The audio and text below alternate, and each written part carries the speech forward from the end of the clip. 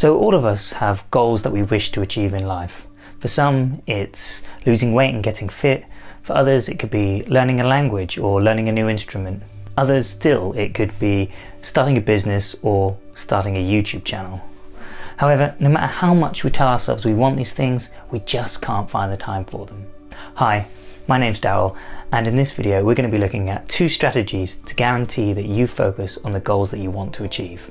But first, we need to understand why we don't currently work on our goals. Why do we say something is important to us, but we just can't find the time to do it? I think a really useful way of thinking about this is something I heard from Tony Robbins, which is to divide life into have-tos, should-dos, and want-tos.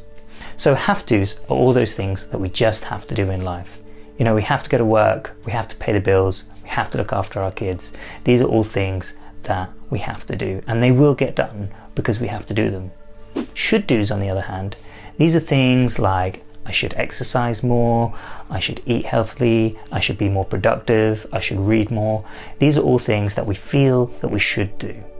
And the third category is want-tos. These are the things that we really want to do, like I listed at the beginning, if only we just had the time.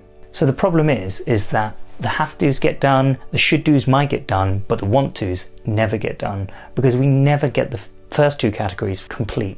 You know, you can never get around to all the things that you should do. It just leaves no time in the day. And this is because we fell into this trap of thinking that we need more time.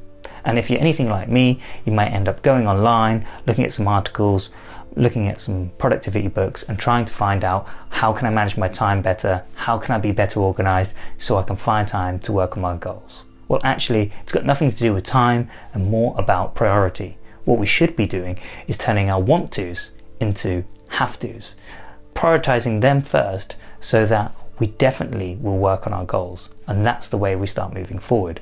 So here are the 2 strategies that I use to help make my want-to goals into have-to goals.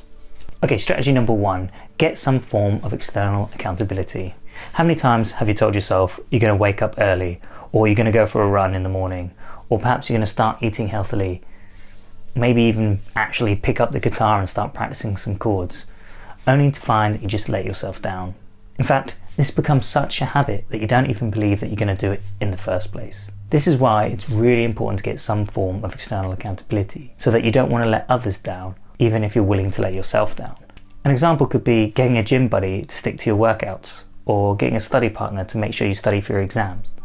But by far one of the most effective methods that I've used is to form a contract or a pact with an accountability partner. This is something I first came across in James Clear's book, Atomic Habits. Basically, what you do is you offer someone a certain amount of money that if you don't follow through on your goals or what you want to achieve that week, you will give them that money. For example, 50 or 100 pounds. It's got to be enough that you really don't want to fail at this. So this might sound really extreme, but it does 2 important things. Firstly, it shows you how committed you are to your goals. If you're not willing to put money on the line, are you really committed to what you want to achieve? And secondly, it moves the want to goal to a have to goal, because you really don't want to lose out on that money or let that person down. Strategy number 2, create short deadlines. So this is really important because if we don't create short deadlines, we tend to procrastinate. This all relates to something called Parkinson's Law. So Parkinson's Law states that work expands so as to fill the time available for its completion. This basically means that if we have 3 months to finish a project, we will take 3 months, even if we do all the work in the last sort of week or so. And we've all experienced this with perhaps schoolwork or work projects. We've all just left things to the last minute and then got them done because we were given too much time to do the things. So my example is I bet someone £100 that I would get this video out within a week.